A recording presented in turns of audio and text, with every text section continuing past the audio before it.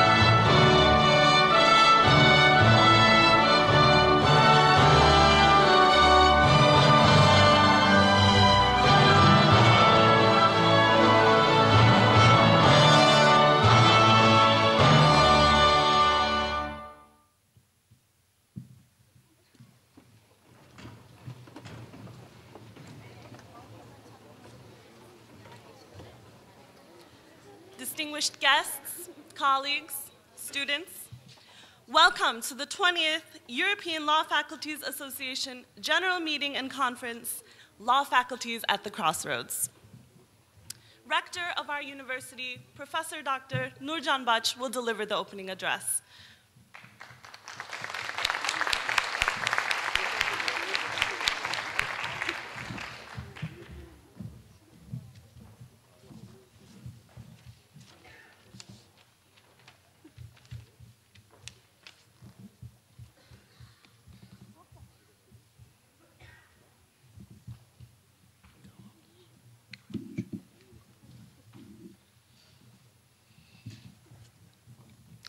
Good morning.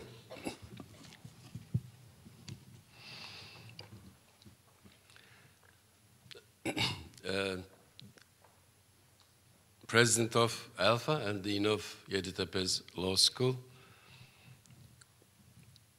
distinguished deans and faculty members from all over the world, Europe as the main venue, distinguished judges, guests, students, ladies and gentlemen.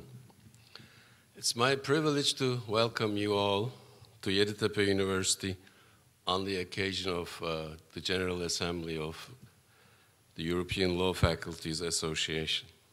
We are very happy and proud to host this event at Yeditepe. I would like to take this opportunity to make a few remarks about our university. So I have a couple of slides to share with you. Yeditepe is founded in 1996 by our founding president, Bedrettin Dalan, who was one of the mayors of Istanbul as well as a member of Turkish parliament. He named the university as Yeditepe. Yeditepe means 7 hills in Turkish. And Istanbul is built on 7 hills, the ancient Istanbul. So that's why he named the university Yeditepe. The mission of our university is to provide education at global academic standards. We have 13 schools and faculties, law faculty being one of the most prominent ones. You see on the slide that we cover a wide range of faculties, everything from medical, dental, engineering, all the way down to fine arts. In fact, Yeditepe is the largest foundation, or you call it private university, we call it foundation, because we are audited by the Higher Educational Council every year. So as far as the diversity of programs offered, Yeditepe is the largest foundation university. We have 60 undergraduate degrees, 67 masters, and about 30 PhD programs. Our student body is over 22,000 now, over 17,000 undergraduates, 38,000 master's students, and 1,200 PhD students. We are proud to say that most of our PhD graduates are now getting jobs as faculty members all over Turkey, as well as they are getting postdoctoral fellowships in Europe and the US. We teach in English, but then we have 7 additional foreign languages that our students can take as elective courses. Obviously, German or Italian, Spanish are one of the main, and French, one of the main electives. We added the Chinese, Japanese, and Russian into those. So since our graduates are also involved in the global business network, we feel that they would have opportunity to take these courses if they choose to. We have a lot of extracurricular student clubs. Besides getting a good education, they are also active socially. A freshman class over 3,000 is by far the largest among the foundation universities.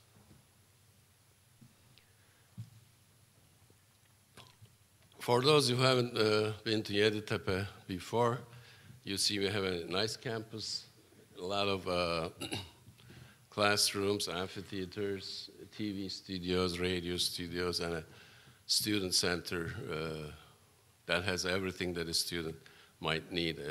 Small shop, bank, convenience market, and so on. We have student housing of 4,400, so anybody who's not living in Istanbul can get a room in our student housings. Yeditepe is a member of European Universities Association.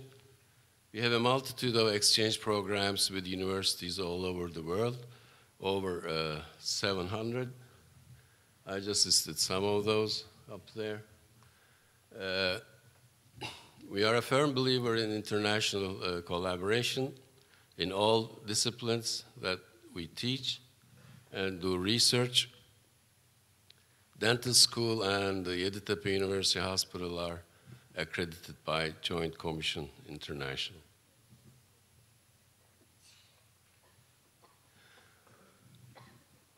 Besides a good education, our students are involved in excellent academic funded research.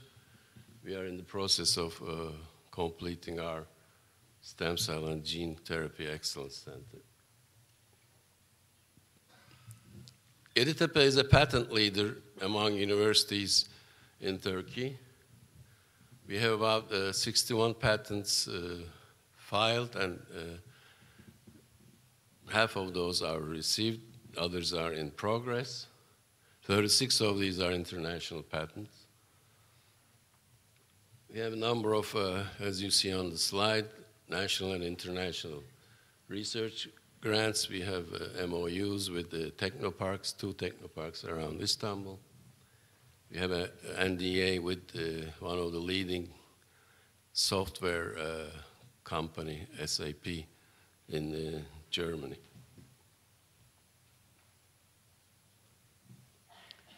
Most of our departments and faculties go through accreditations, so we have a quality ecosystem at our university. Again, a wide network of collaboration with universities all over the world. I apologize for the missing flags here. I couldn't put everything there. And we do have some dual degree programs with some universities in the US and in Europe.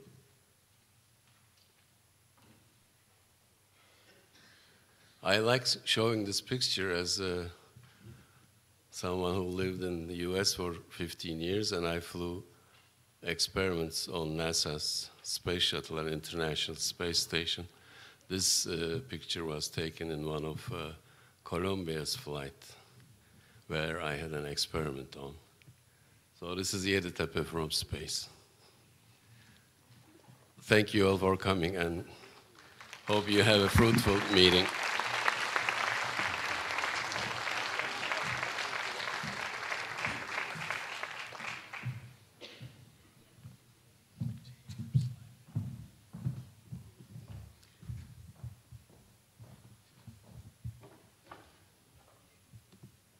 Thank you, Dr. Bach. Your presentation made me want to study all over again, so thank you. Now I'd like to invite Dean Haluk Kabalioğlu to speak on behalf of the Right Honorable Bedrettin Dalan, former mayor of the Greater Istanbul area, as well as founder of the İstek Istanbul Culture and Education Foundation, and of course, of Yeditepe University.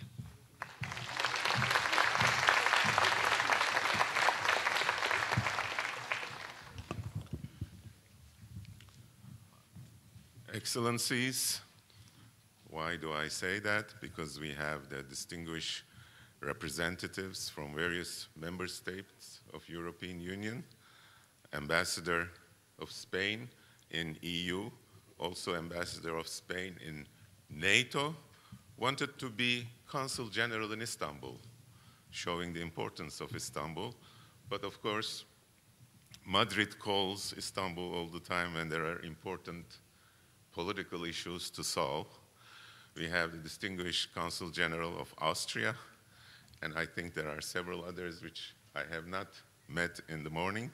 So I welcome all the corps diplomatic, all the representatives, different journalists, especially the Chief Judge of European Court of Justice and judges from European Court of Justice is with us, and also all the deans ranging not only from European Union countries, but as far as from Kazan in Russian Federation, We have a distinguished dean from China who will be speaking here. So welcome to all of you.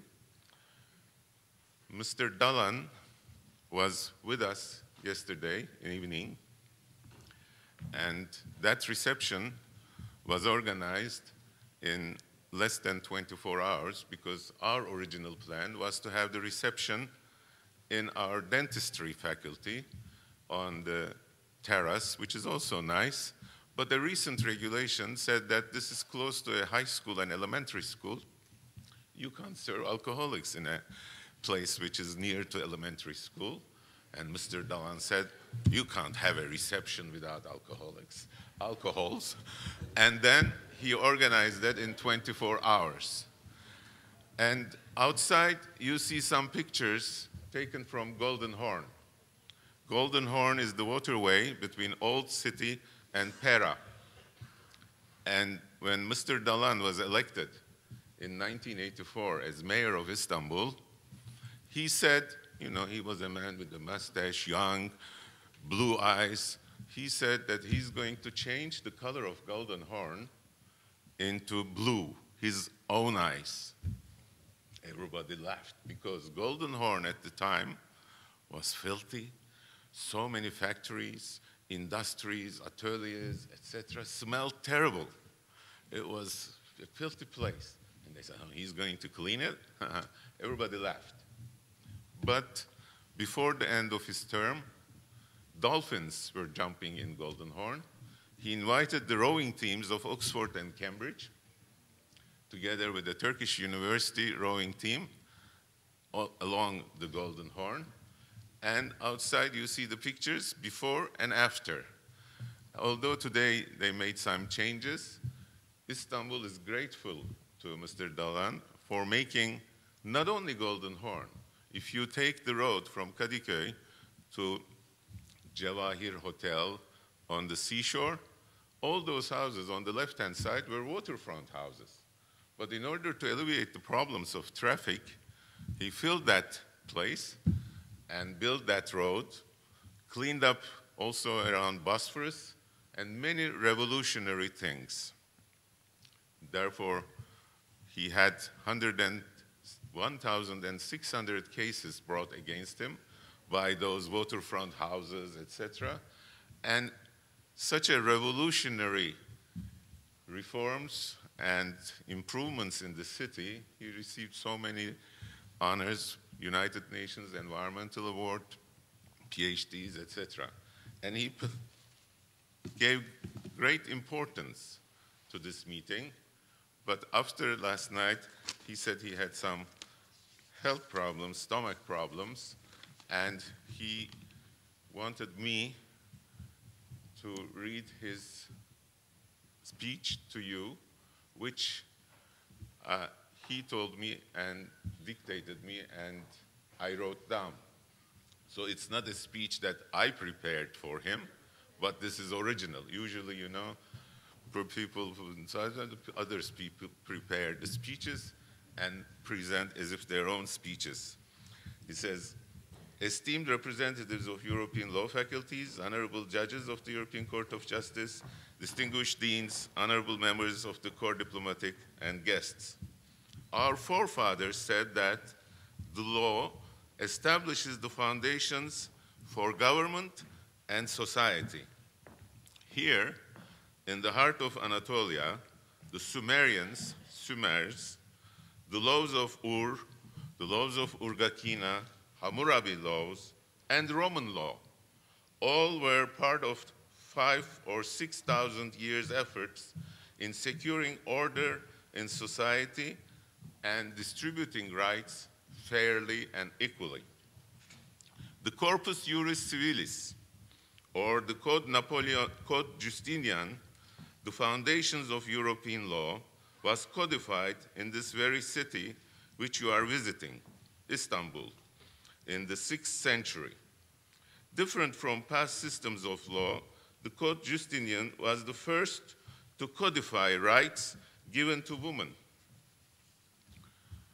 It's not in this text he dictated me, but he also said, remember Atatürk, Mustafa Kemal Atatürk, was the first in Europe to recognize political rights for women to be elected and to vote 40 years before many European countries. But he didn't want this in that, but he said that don't include it, but I take the liberty to do that. And he said, it's true, Theodora, the empress, Byzantine empress, and wife to Justinian, while discredited by many historians, made great efforts for women's rights in the code. What many in the legal profession wrongly believe to be Roman law is in fact Istanbul law. In that period, Istanbul was the capital of Eastern Roman Empire. The old Istanbul was established on 7 hills, like our rector has just said.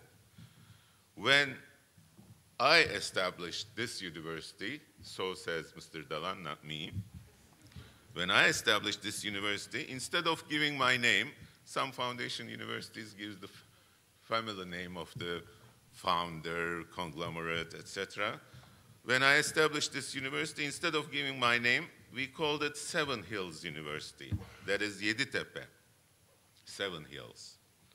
As the former mayor of Istanbul, I'm honored to host you here in the city where codified European law was first drafted, establishing the rule of law for each individual equally, justly, and quickly, both to the strong and to the weak, quickly is not easy to achieve.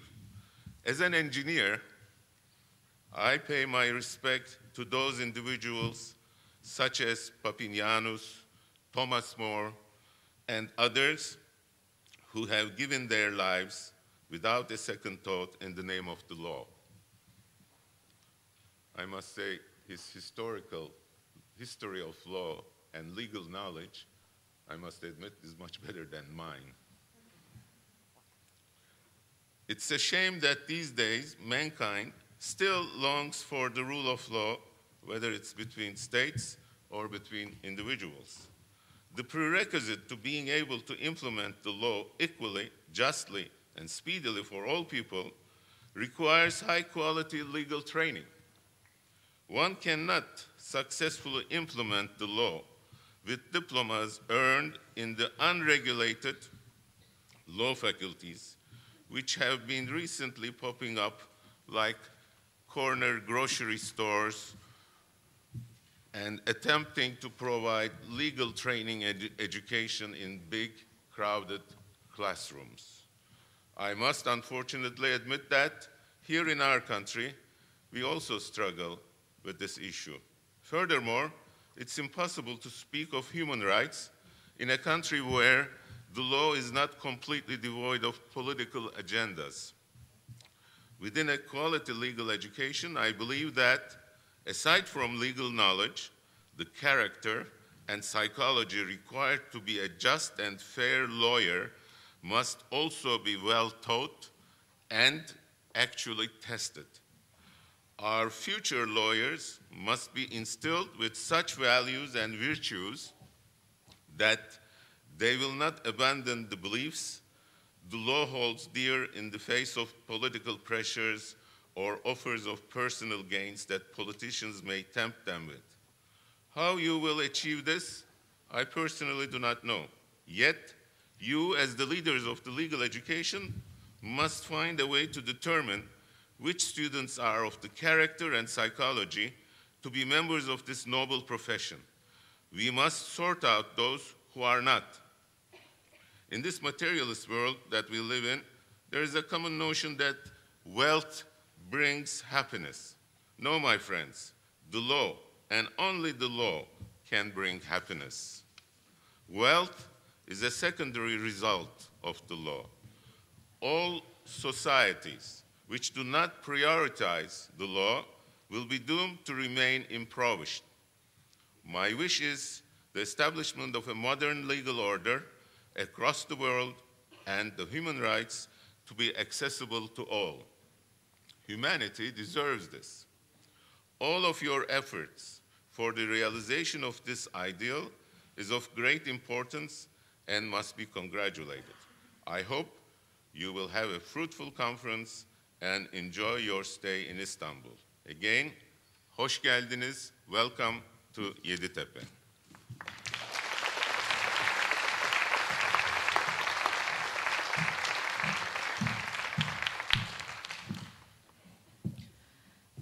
Now please join me in welcoming on the piano the founder of the Yeditepe Chamber and Symphony Orchestras, Professor Dr. Islam Manafov.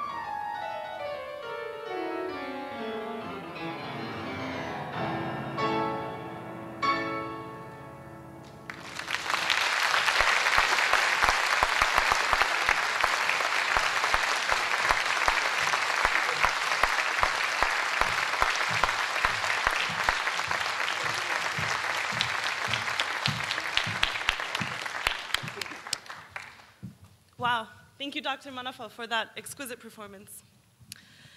That brings us to the close of our opening session.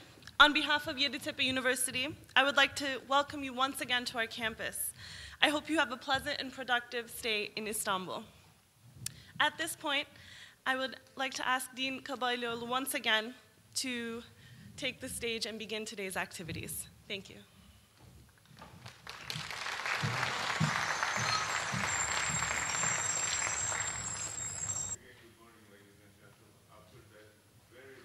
National anthems. I think we need a little bit musical therapy, so that was not too bad. Short musical therapy. I would like to now invite distinguished members of our panel to take their seats. President Mark Yeager, President of the General Court of the European Union and Chairman of the Council of Governors of the University of Luxembourg. Professor Lo Martinez, who is going to talk us about U.S. law schools at the Crossroads. He's the former president of Association of American Law Schools and the Dean of Abramson Professor of Law at University of California, Hastings College of Law. Professor Philip McConaughey, who is going to talk to us about experiments with the legal education in China, one step ahead of the EU and US, ? He is the Dean of Peking University of School of Transnational Law and Vice Chancellor of the Schengen Graduate Campus. He was the former Dean of the Penn State School of Law and International Affairs. We have Professor Erika Tekara, who is going to talk us about the Australian experience, and the Dean of the University of Western Australia Faculty of Law, and Professor Ilsur Salikov, who is the Deputy Dean in Kazan Federal University in Russian Federation.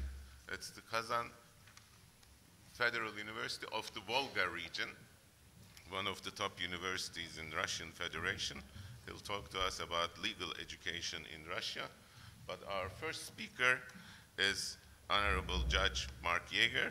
He is going to tell us about the role of the General Court in the European Union judicial system. Your Honor, you have the floor.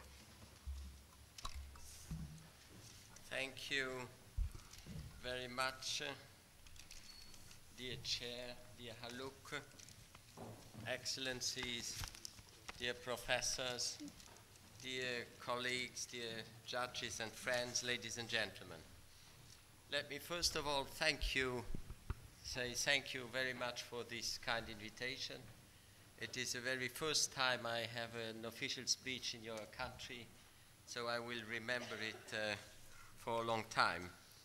You asked me to ask about the General Court. I have the honor to preside, so I'm going to do a speech from an institutional point of view, institutional law, and I apologize with my specialists in EU law that are in the room that might not be surprised, but the basics I choose to give to all of you.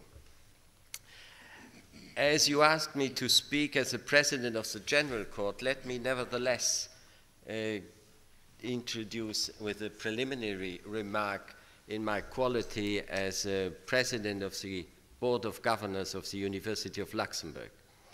I want to stress that all of us that have responsibilities in academic world, and especially the deans of the law faculties, we have a very special responsibility. I mean, if we do not success to give to the students, especially the reflex of the EU law, they will never get the virus and will never put on the table, once they are in the professional life as lawyers or as judges, the EU rights. You know exactly that there are EU rights in the treaties and in the secondary law.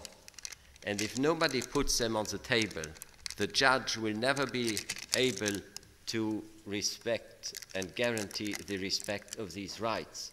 Now, the founder of this university, Dallan, you quoted him saying that without law there is no happiness.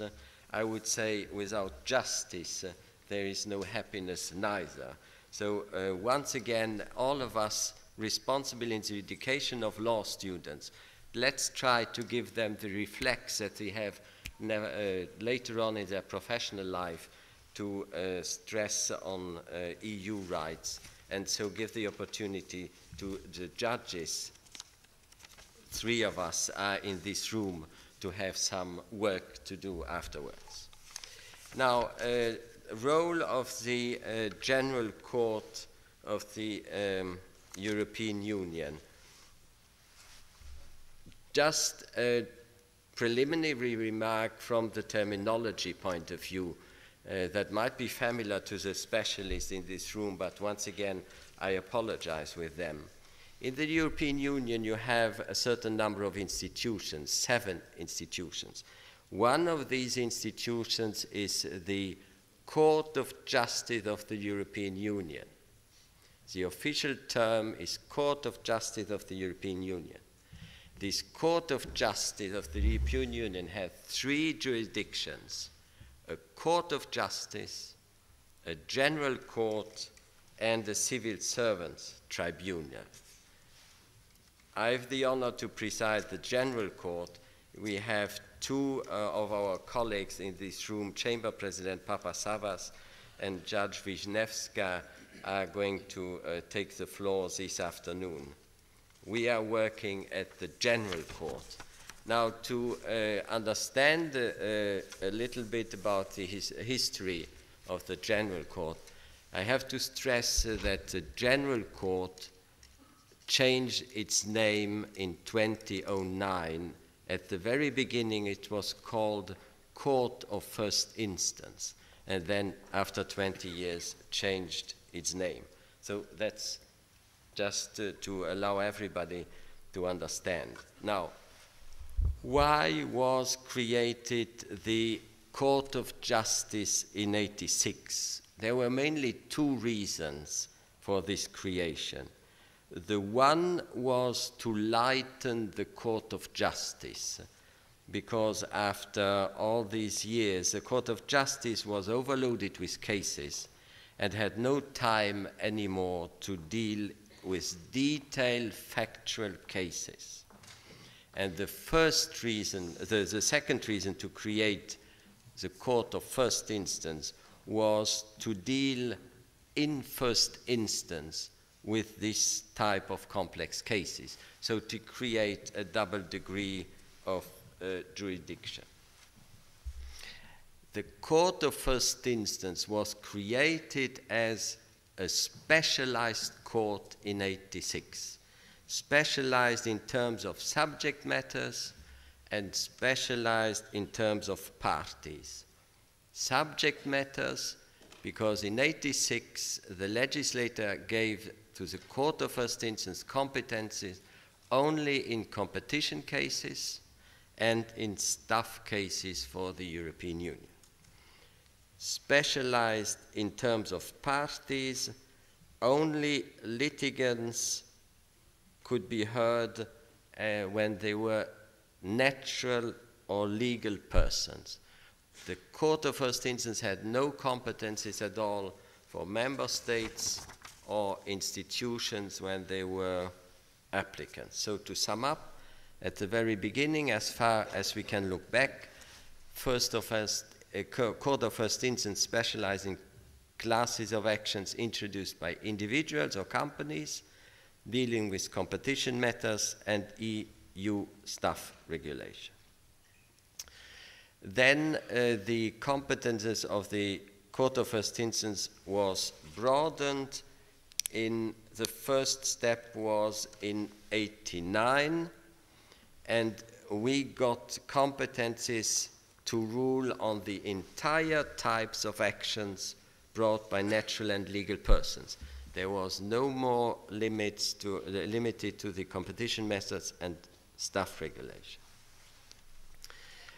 So from subject matter point of view, the Court of First Instance, created as a specialized court, became a general court.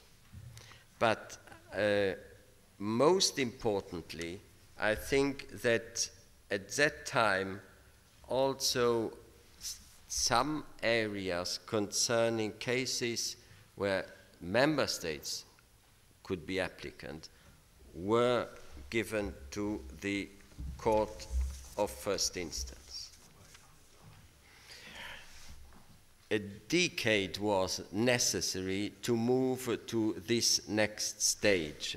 With the Treaty of Nice, this taboo was broken and we got competencies to hear cases filed by member states against the Commission and the Council when it's at stake one of its acts adopted in the field of state aids, trade protection measures, dumping, or one of its actions by which it exercises implementing powers.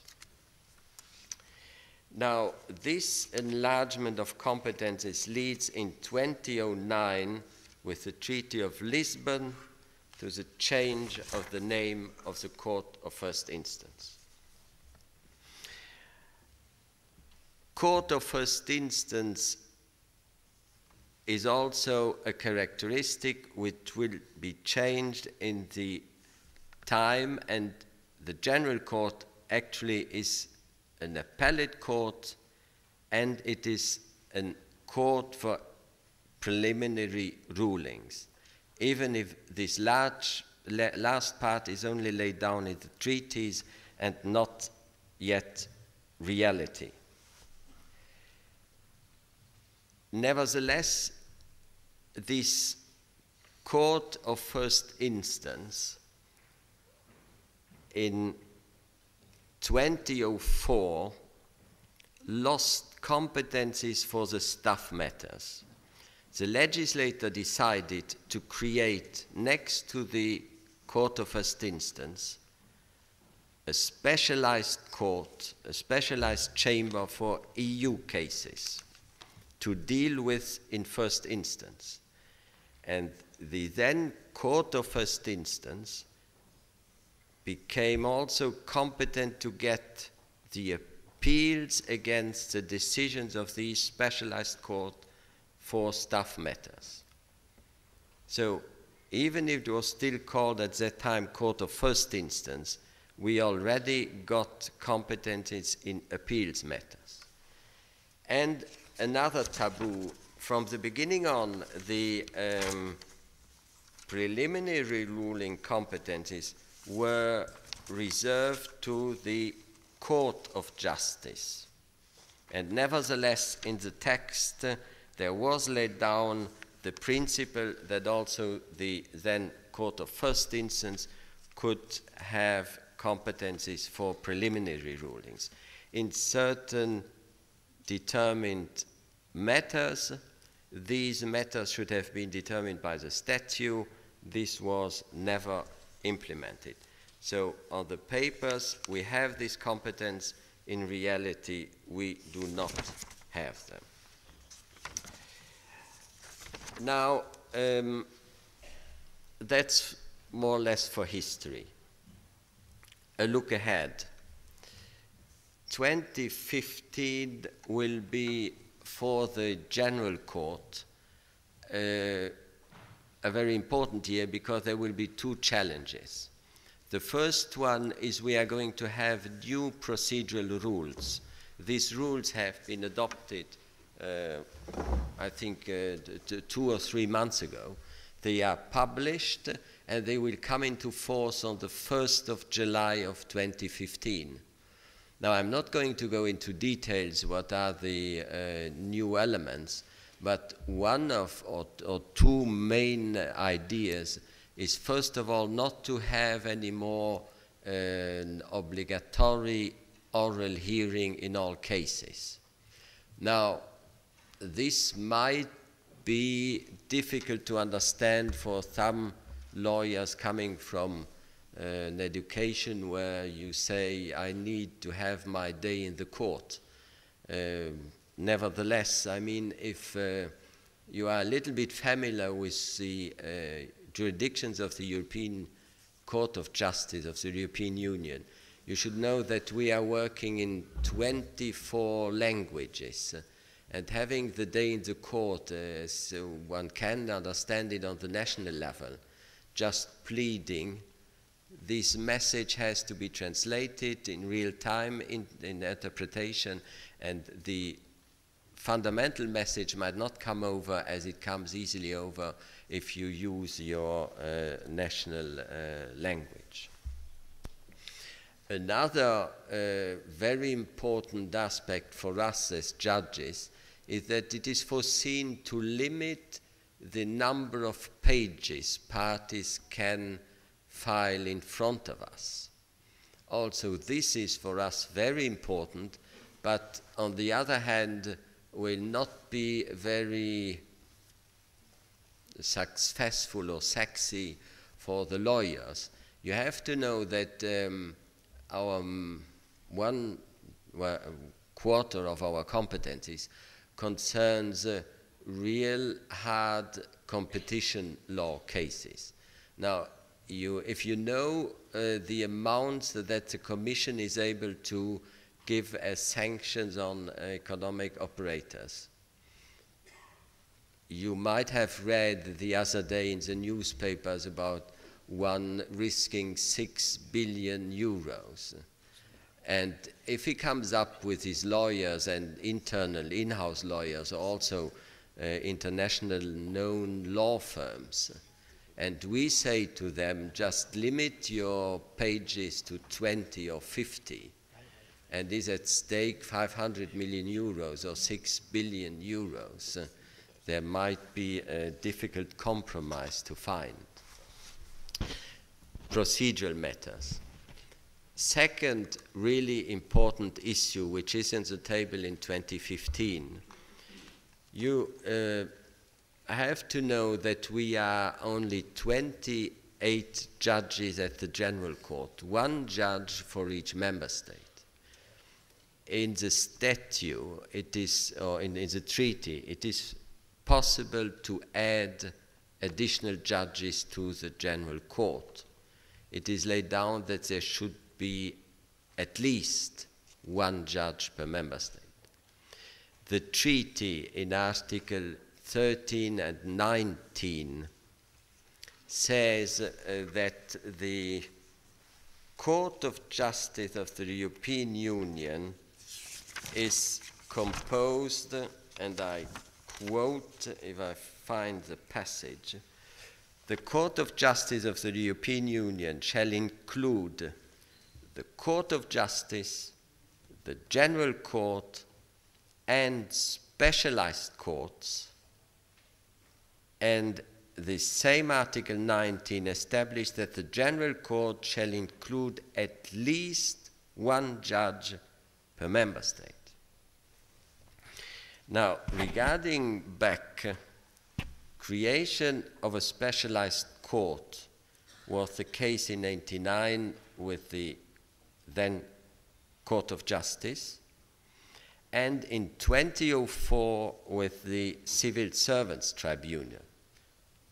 So not only the legislator has put down the possibility, the alternative, additional judges or specialized courts, the legislator opted twice for the specialized court, even if the Court of First Instance changed its nature and became a general court. Now, you have to know that in 2009, I triggered a discussion with the Court of Justice in order to get external help for the General Court. We saw our competencies being broadened from specialized area limited to competition cases and staff cases to all matters. We have more or less 400 cases in IP law.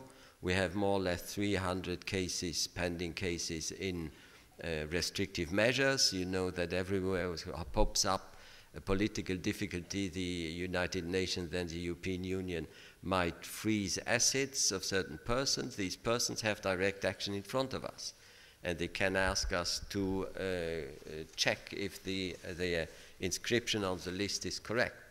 So we are overloaded, and we come in a difficulty to get decisions in reasonable time.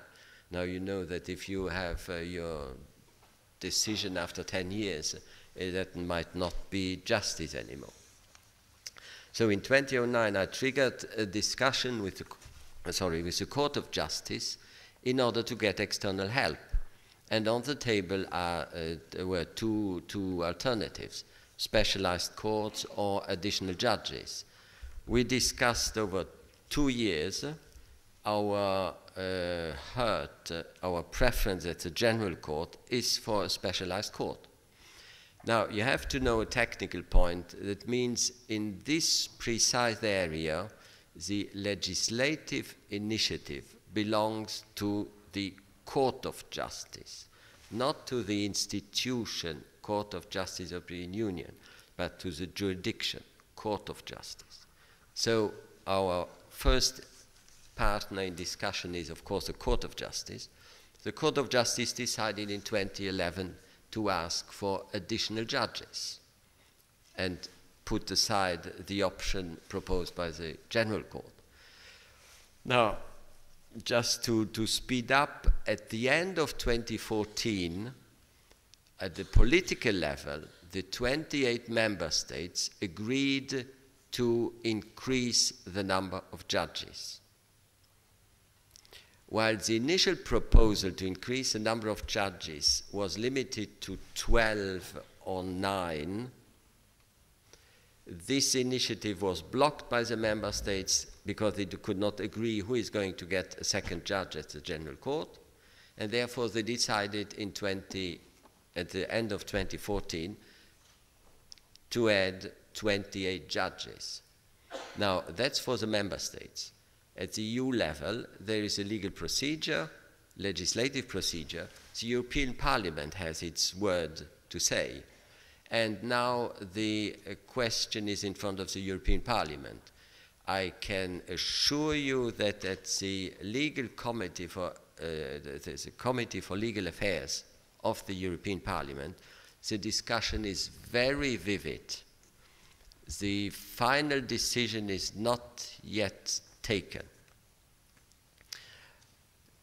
At the General Court, we still prefer a specialized court.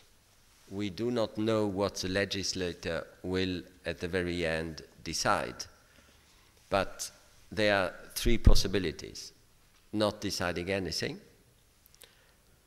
adding 28 judges. Now, if you have a jurisdiction with 28 judges and you double 100% more judges, that will, of course, create internal difficulties. We have to restructure everything. Or third alternative, a second legislative initiative to get a specialized court, and we are going to lose more or less 500 of our IP cases in trademark cases. So that's more or less the role of the General Court in a very rough and concentrated matter. Now, I am fully aware that I'm in contradiction of my preliminary remark concerning the invitation of all of us to give the student the love to plead and invoke EU law in front of all the judges. Now, if we really success in this area, I will have big problems as the president of the General Court to deal with all the cases. Thank you very much.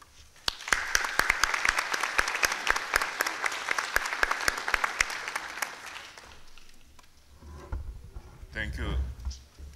Thank you, Your Honor. Now we have another distinguished speaker, Professor Leo Martinez, who is going to tell us about the U.S. law schools at the Crossroads.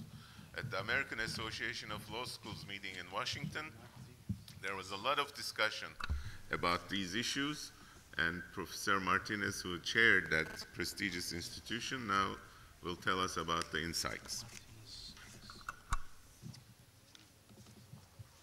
You have the floor and the computer.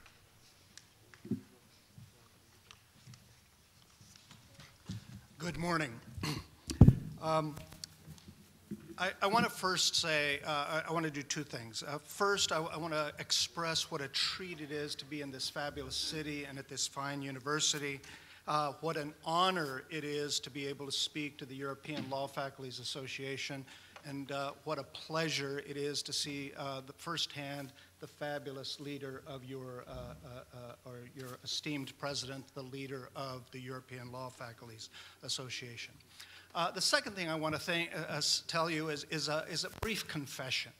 I am from California. It is approximately 1 in the morning in California, and I can't shake the feeling that I am going to all of a sudden wake up from what has been a very pleasant dream, and I will find myself in bed in my San Francisco Bay Area home. So with that, I will begin. Now, I start by reminding you of the fable of the blind men and the elephant.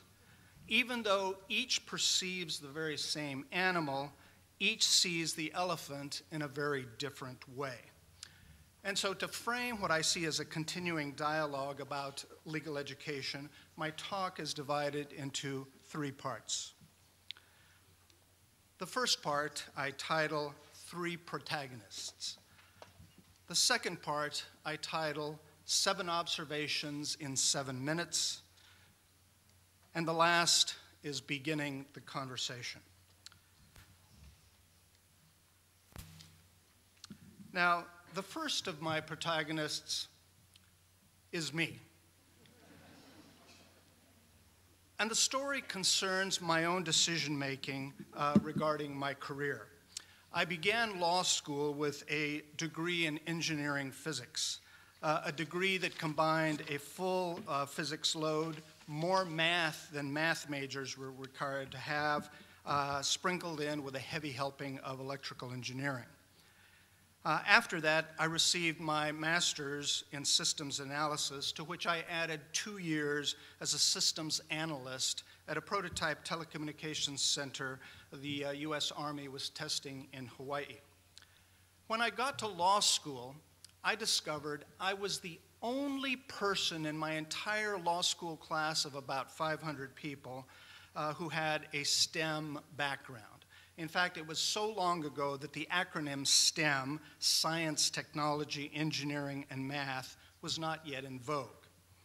Naturally, my classmates and my teachers asked me if I was headed for a career in patent law. My reaction is crystal clear in my memory. It was an unequivocal no. Why would I want to devote my career to a sleepy backwater of the law like patent law or intellectual property? Now, the second protagonist is Richard Susskind and his thought-provoking book, Tomorrow's Lawyers. Susskind has tried to prepare us for, or at least warn us about, the sea changes in the profession. While Susskind admits his prognostications may not accurately capture all the details, he is sure that change will come and that the unprepared will suffer. He is likely right. Darwin's shadow looms over us. Whatever change we face requires certainly some sort of adaptation. The last protagonist is Ronald Ehrenberg, who is one of the leading labor economists in the United States.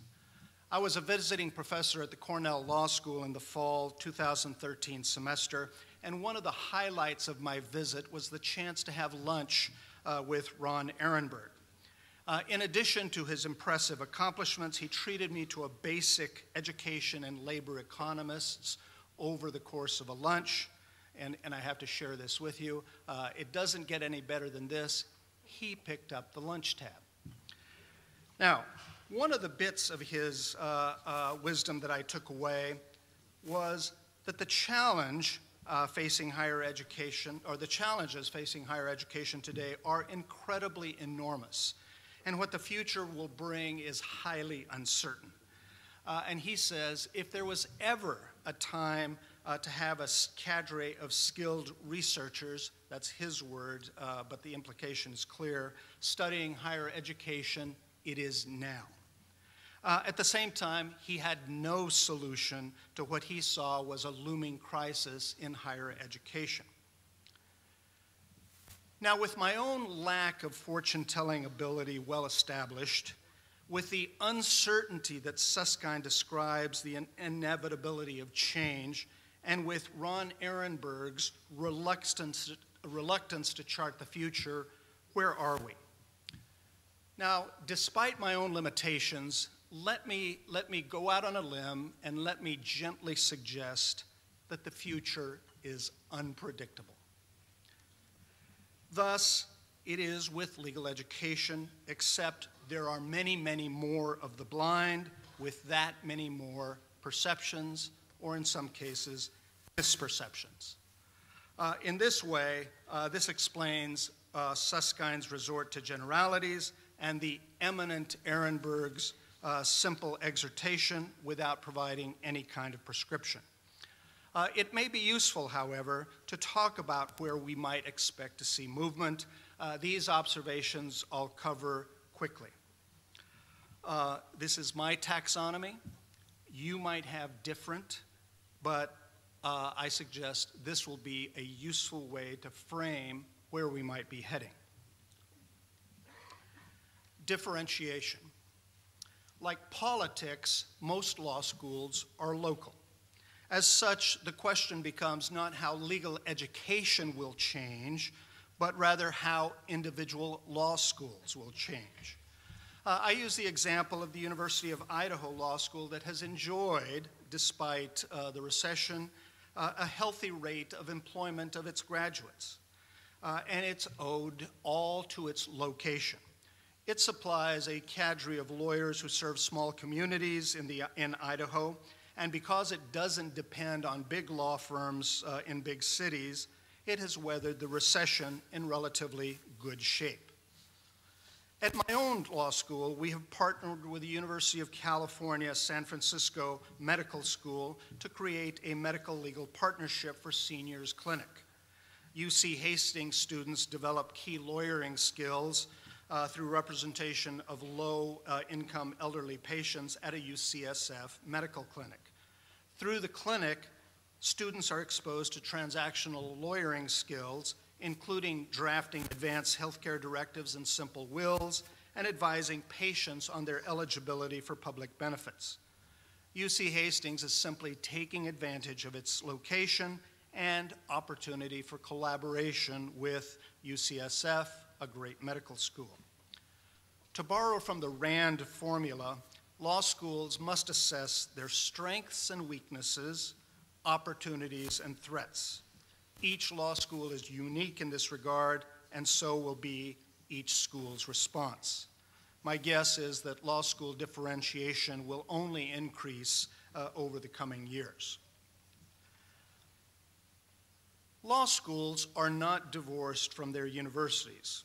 Law deans, for the most part, are middle management, and most law schools are units within a larger organization. Some law schools are insignificant budget items within their larger universities. It is easy to see, for example, that the Arizona State Law School, with about 600 law students, in a university with a fall 2013 enrollment of over 70,000 students, faces a much different situation than Washington and Lee Law School, which numbers about 400 law students at a university with a total enrollment of slightly more than 2,100 students. Moreover, some university presidents will continue to provide support to law schools in hard times, this ability being a function of overall enrollments, endowment, willingness, and in the case of public universities, state support. Some law schools in the United States are independent and have no university to draw upon. Neither do they have a university which sees them as cash generators. University roles will matter. University presidents, after all, have, or at least should have, some influence within their institutions. Productivity and costs. This is one of Ron Ehrenberg's main concerns.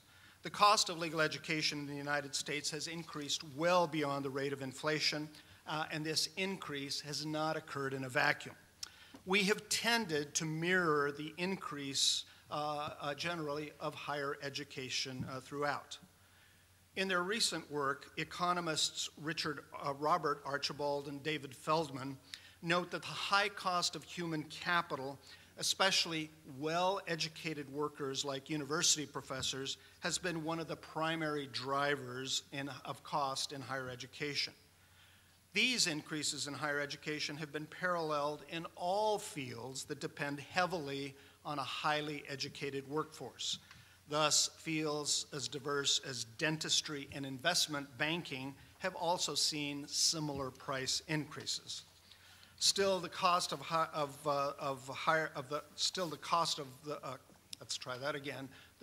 cost structure of higher education remains a largely intractable problem.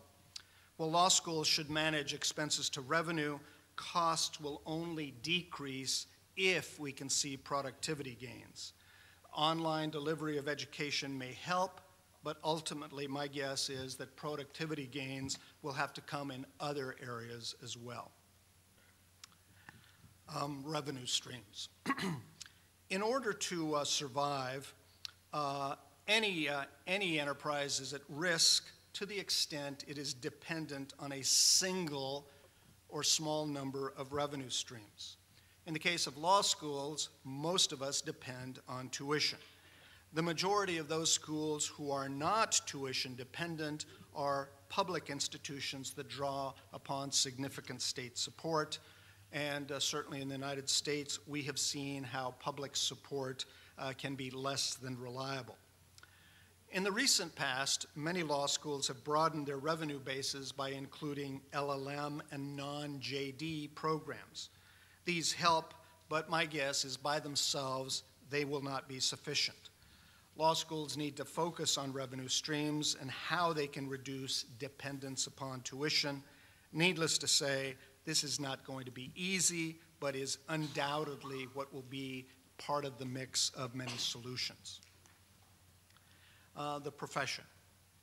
The thrust of Richard Suskind's book, Tomorrow's Lawyers, is that the profession is undergoing fundamental change. Whether or not you agree with the adjective fundamental, change will occur. We in law schools must react to the change. As an example, the profession of today is a great deal more specialized than in the past. Law school curricula generally have expanded to match the specialization. Whether or not this has occurred as a well-thought-out approach is actually open to question. What is not open to question is that we in the academy must keep our fingers on the pulse of the profession. Licensing. We in legal education must be mindful of the direction taken by licensing authorities. In California some years ago, the subject conflicts of law was tested on the bar exam, and most California law schools had multiple offerings of the course. The California bar examiners dropped the course from the list of tested subjects many years ago. And for the last several years, my own law school has had a total enrollment in the course of approximately 12 students. This academic year, the course is not being offered at all. The point is, what bar examiners, what licensing authorities do affects us, and these days, certainly in the United States, the bar examiners are an active lot. Change is afoot. The final piece of my taxonomy is access and justice. If, as a practical matter, only the wealthy have access to a university education or to law school, we will deny to a significant part of our society the tools that it takes to effectively advocate for justice in our constitutional democracy. Similarly, if those of modest means do not have access to the services of our graduates, a big piece of the puzzle of justice is missing. We have not done enough to address either of these two aspects of what we do. Neither concern will improve with age. Now, as I said at the outset, your list of concerns may vary. But these 7, I think, should be part of any conversation regarding the direction legal education will take in what remains of the 21st century. It should also be obvious that many of these concerns overlap considerably with one another. The interrelationship is a complex one, and this all has many, many moving parts. Now, I end by saying that I view all of this as the beginning of a serious conversation. In reflecting on this, I realize that the advice given to me to pursue a career in patent law was not wrong as such. Rather, it was uninformed. It was not a result of a forecast that patent law and intellectual property were the wave of the future. Rather, it was based on a match between my background and existing legal regimes. My own decision to forego such a career path was similarly not based on any calculus. It was based on my own perception that patent law was a sleepy backwater of no particular prestige. Neither perspective was useful. Now, even though my talk is titled U.S. Law Schools at the Crossroads, it does not take a great deal of imagination to realize that all law schools are at a crossroads. Europe and European law schools will face the same kind of pressure through the Bologna process, through the European Union, and through the desire to have lawyers who can practice across borders. We all share a challenging world that will affect us, our costs, our curricula, and our students. Now, I am struck by how Susskind and Ehrenberg are careful in their prognostications. Change will happen. The structural costs that characterize higher education, as Ehrenberg observes, must be dealt with. However, the steps that we take to deal with these issues must be the result of careful study and not the result of irrelevant or immaterial, or in my case, misguided considerations. My hope is that the observations I've made described most of the factors that matter. It is these that should take our time, energy, and talent. This is the only way, wherever we are situated, that we will see to our future. Thank you very much for your attention. I appreciate the opportunity.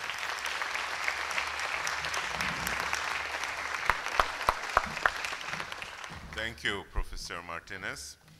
Now it's Professor Philip McConaughey, Dean of Peking University School of Transnational Law, China. He's going to tell us about experiments with legal education in China, one step ahead of the EU and the US. Question mark.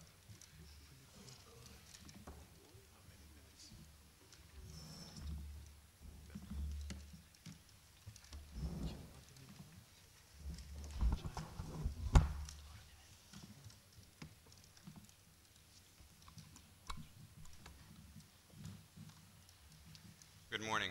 I too am honored to be speaking today, and thank you very much for the invitation. I'm Dean of Peking University's School of Transnational Law, which, despite the name of our university, is not located in Beijing.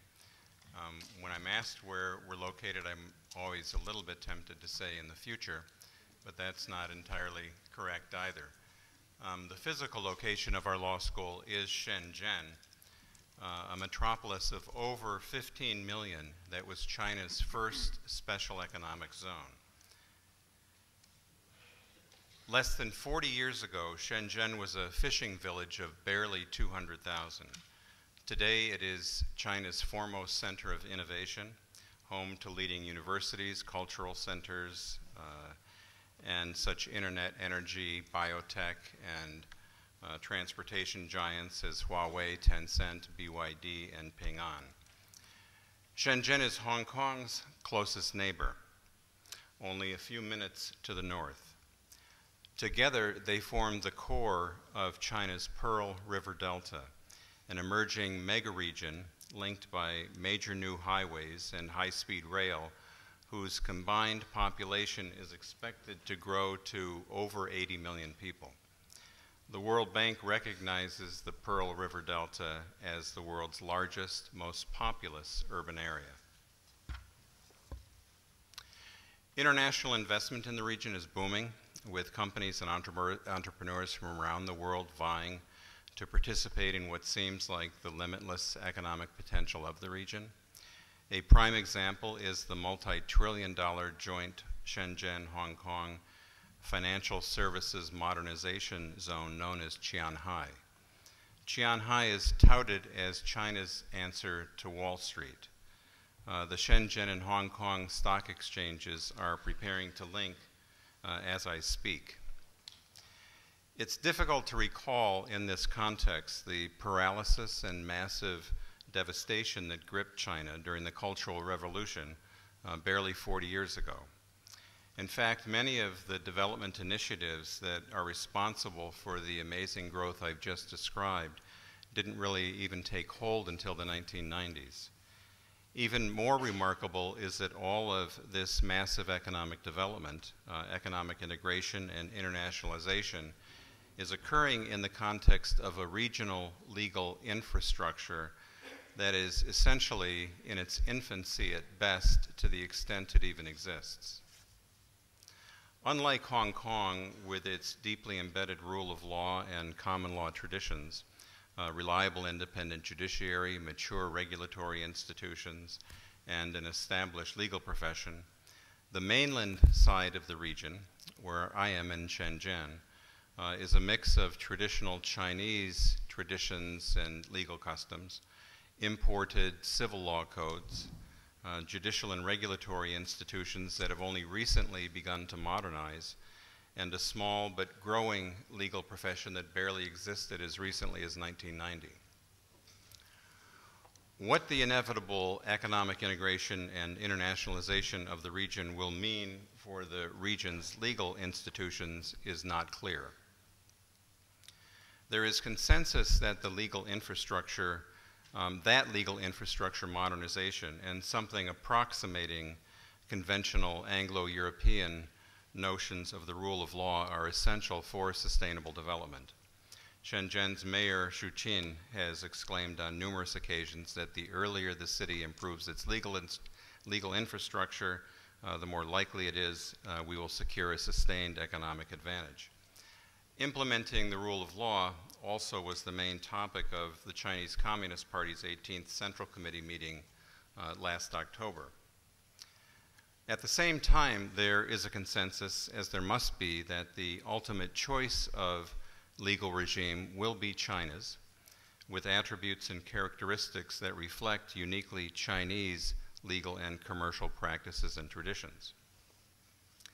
Nonetheless, China's openness to experimenting with laws and legal institutions in the Shenzhen Special Economic Zone suggests that the region's eventual legal infrastructure likely will blend Chinese and Western components. One example is the new judiciary for the Shenzhen-Hong Kong-Qianhai financial services area, whose courts include both Shenzhen and Hong Kong citizens on the panels of judges. Another example is Shenzhen's new Legal Services Development Center, which is charged with identifying foreign laws that might be instructive for the future legal framework of Qianhai and the Pearl River Delta. Shenzhen's South China International Arbitration Commission also is anticipating change, with new rules of procedure especially accommodating of international differences and a highly diverse panel of multinational arbitrators. In the realm of legal services, Guangdong Province, in which Shenzhen and the Pearl River Delta are located, has received special dispensation from the national government to permit mainland and Hong Kong law firms and lawyers to form partnerships that are prohibited elsewhere in China. The Hong Kong Law Society recently concluded a study pertaining to the role of Hong Kong solicitors in the development of the legal profession in Shenzhen and Qianhai. Lesser forms of affiliation between Chinese and foreign law firms, such as the recent Swiss Verein mergers of Denton's and Dasheng and King and Wood and Mallison's, and just yesterday, Baker and McKenzie and Fenshun Partners, clearly suggests that law firms are anticipating China's growing global influence in the provision of legal services worldwide. Peking University School of Transnational Law was established in anticipation of these extraordinary developments. STL is the only law school in China, and in fact the only law school in the world, to offer an American-style JD degree taught in English alongside a China law Juris Master degree taught in Chinese. We have been fortunate at STL to establish an outstanding international faculty of scholars from the US, the European Union, and China, whose previous and concurrent appointments include such esteemed faculties as those of Harvard, Yale, Stanford, Chicago, University College London, University Aix-Marseille, National University of Singapore, and others. The fundamental mission of STL is first to educate top university graduates from China about different legal traditions and systems, and thereby to promote their ability to contend with the new practices and policies likely to emerge from the East-West integration underway in the Pearl River Delta. Second, it's to contribute to the creation of a Chinese legal profession equipped to serve China's increasingly sophisticated domestic economy and to compete successfully on an international scale with dominant American and British firms. And third, the mission is to provide domestically in an affordable way the graduate level legal education top Chinese students traditionally have been able to obtain only abroad at great expense. As one of STL's students recently exclaimed, studying at STL is like studying abroad in China. China's State Council authorized the creation of China's first common law Juris Doctor degree in 2007. The following year, Peking University established the new School of Transnational Law. The university appointed Jeffrey Lehman, a former president of Cornell University and dean of the University of Michigan Law School, as the founding dean of STL. I succeeded Jeff in 2013 when he moved on to establish NYU's Shanghai campus.